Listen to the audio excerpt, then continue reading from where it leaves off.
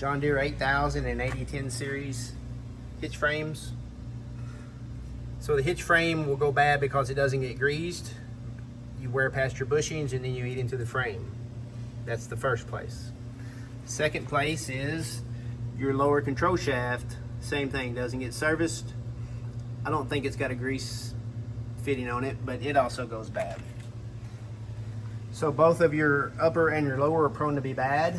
Also your Rockshaft arms and your Rockshaft quote shaft can also be bad from wear on the splines. So what we do there is sell that as a package. So you get the hitch frame, the Rockshaft shaft, Rockshaft arms, and lower control shaft. We sell this as a pull-off, which typically would need bushings, but the parts are good. We sell it as certified.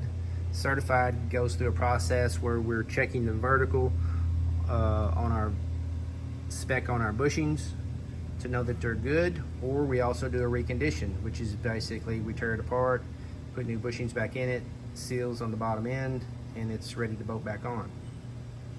Does not come with lift cylinders, although we can provide those or sell those.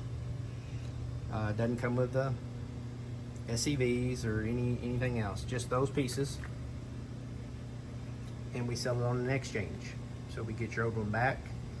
If your old one has good parts on it, we give you core credit back, or a core rebate back, excuse me. Come with a 2-year warranty, as long as you service it and work it under normal operating conditions. If there's any issues, we'll be glad to take care of it for you.